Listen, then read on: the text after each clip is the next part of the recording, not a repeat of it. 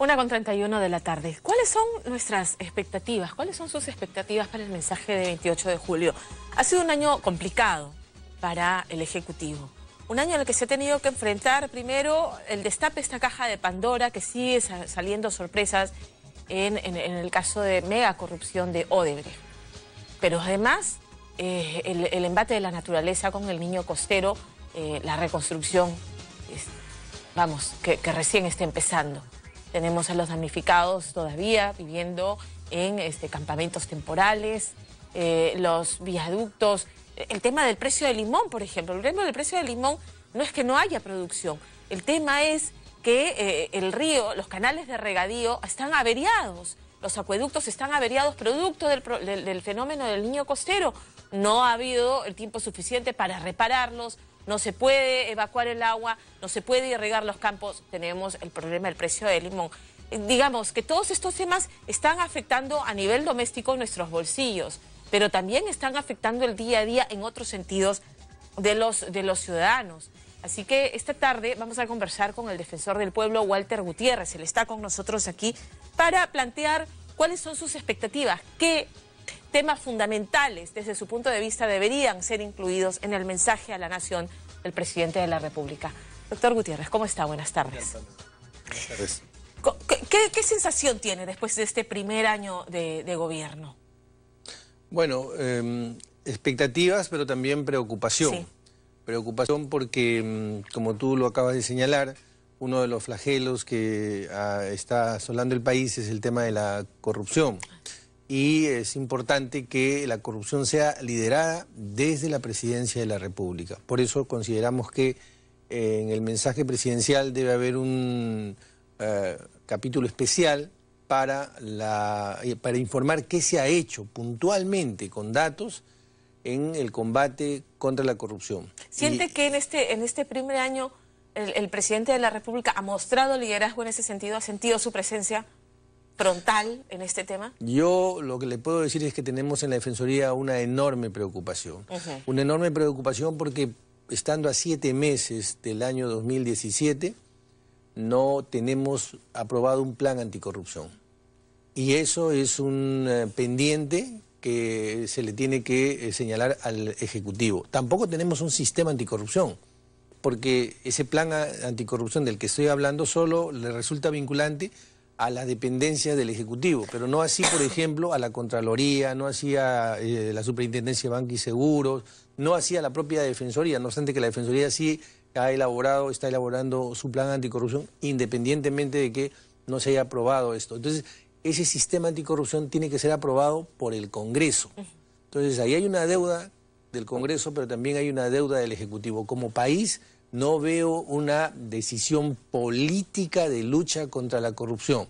En ese sentido, ¿qué impresión le ha dejado todo este problema con las procuradoras? Hay dos versiones encontradas entre la ministra de Justicia, Marisol Perestegui, que dice que ellas perfectamente sabían que no fueron despedidas en televisión, que la verdad, viniendo de una mujer como Marisol Perestegui, yo le creo, o sea, salir en televisión, anunciar un despido de un funcionario público, no solamente no es poco elegante, sino además es una falta de respeto. Pero tenemos la versión de las procuradoras que simplemente no se les está permitiendo hacer su trabajo y que ahora el gobierno con esta actitud lo que está haciendo es jugar en pared precisamente con la corrupción. ¿Tiene usted esa impresión? A ver, lo que yo podría decir respecto a ese tema son dos cosas. Por un lado, el procurador no es el fiscal de la nación, no es quien persigue el delito, es el abogado del Estado, aquel que tiene que ver los intereses del Estado y ver la manera de que se garantice la reparación. Dicho esto, evidentemente tienen que tener independencia dentro de la ley y en el marco de esos intereses, no confundiendo papeles. Y en segundo lugar, para mí es muy importante que el día 1, el primer mes o las primeras semanas de asumir una responsabilidad como esta, desde el Ministerio de Justicia, se conozca claramente cuál es el tamaño del daño, el monto del daño. El país no sabe cuál es el daño en cada proyecto donde ha habido corrupción. Y ya tenemos muchos meses como para no saber esto. ¿Por qué es importante esto? Porque es una herramienta que le permite tomar decisiones, saber si es conveniente vender o paralizar, por ejemplo. O irnos a un litigio, claro. o es más conveniente no ir a un litigio y finalmente llegar a un acuerdo. Claro. Es sumamente importante conocer esa cifra, no la conocemos. Entonces ahí yo encuentro un déficit muy importante a nivel de la estrategia para abordar la lucha contra la corrupción. No se trata simplemente de judicializar el tema. Hay ámbitos, y ya me estoy refiriendo al ámbito económico, que es muy importante para la toma de decisiones. Bueno. Entonces todo esto me da la impresión que nos agarra descolocados, nos agarra desarmados frente a quienes tienen buenos abogados, frente a quienes tienen toda una organización, que tienen toda una red y además tienen toda una experiencia para sentarse a negociar. Sin cuestionar el tema de fondo, que son, digamos, las razones por las que el juez Concepción Carguancho decidió darles prisión preventiva a Ollanta y a Nadine Heredia. Los ha expuesto largamente. Hay un debate en torno precisamente a si está justificado o no, si está bien motivado o no. Pero, digamos, inmediatamente se les dio prisión preventiva cuando han sido quienes han acudido, hay que decirlo, diligentemente a todas las citaciones que se le hicieron al Poder Judicial, tanto la señora Heredia como el señor Humala. Pero en el caso, por ejemplo, de Alejandro Toledo, el cuadernillo de extradición está entrampado todavía. Tarde se ha tomado la decisión de contratar un estudio jurídico en los Estados Unidos, digamos. Y en el caso, por ejemplo, del expresidente Alan García, que también está cuestionado y también hay una investigación en marcha, digamos, no todos avanzan con la misma celeridad y la misma diligencia y no se está mostrando la misma diligencia en todos los casos. Esa es la sensación que hay. ¿Usted qué opina sobre este tema? Bueno, la verdad, nosotros también tenemos la impresión que a nivel de la Fiscalía, no todos los fiscales tienen el mismo formato de actuación. Dependiendo de qué fiscal te toca, puede avanzar con mucho más diligencia, con mucho más prontitud, que si es otro u otros fiscales que están encargados del caso. No vemos una acción pareja y nos preocupa también eso. Entonces, todo esto está enmarcado en que en el mensaje 28 de julio tiene que haber un mensaje concreto respecto a un plan organizado de anticorrupción. A ver, el mensaje presidencial es una rendición de cuentas. La rendición de cuentas anual del presidente de la República respecto de cómo ha gestionado la cosa pública durante 365 días. Y ahí hay tres cosas que debe abordar. Primero, los derechos sociales. Y esto es muy importante particularmente para este gobierno, porque el gobierno ha encontrado respaldo cada vez que ha actuado en consonancia con los derechos sociales. Recuerde usted el respaldo que tenía el presidente en la reconstrucción. Todos los ministros en la cancha. Exactamente. Todos los ministros en la cancha. Cuando el gabinete estaba sintonizando con los temas sociales, tuvo un respaldo importante. Y no solamente el Ejecutivo, en realidad todo el Estado. Entonces es muy importante que él, con cifras, con datos y con indicadores, nos diga qué pasa con esos 450.000 personas que en mayo estaban en una situación de riesgo alimentario.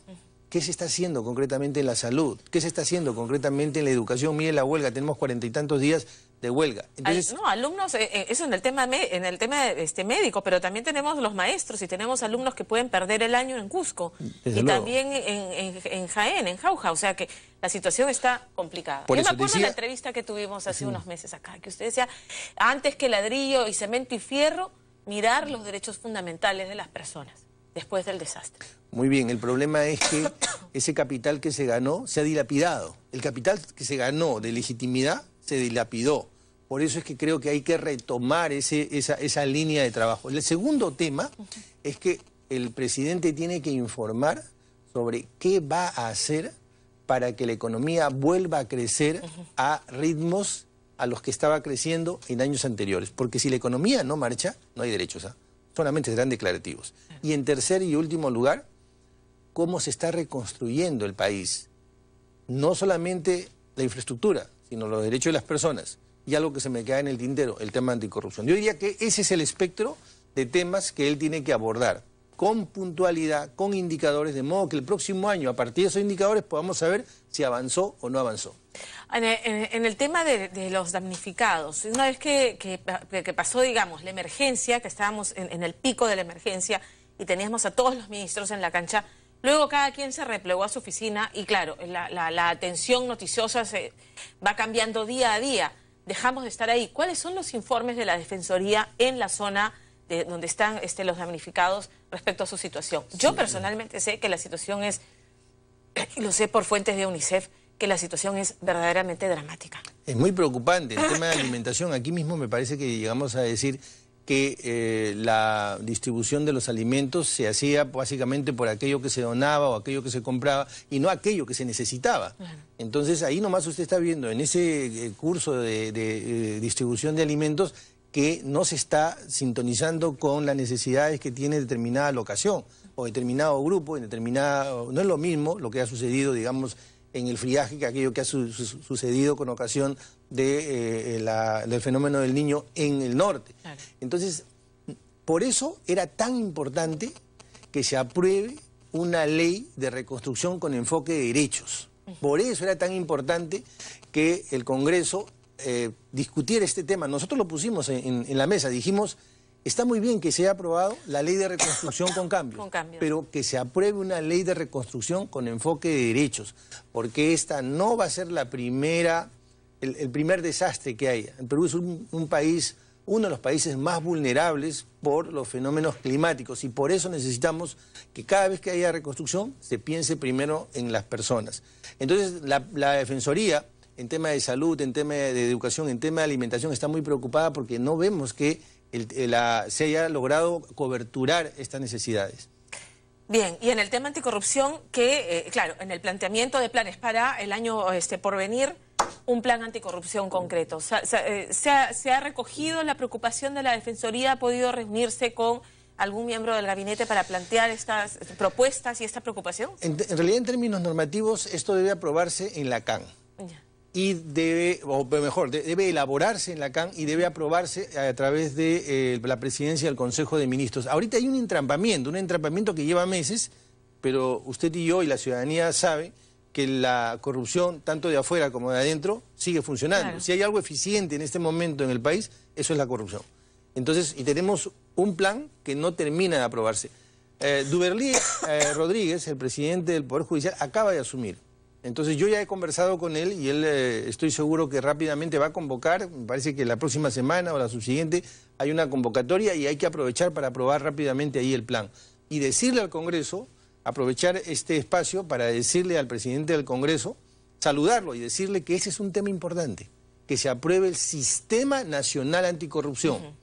Le digo en una palabra, la Contraloría no tiene plan anticorrupción.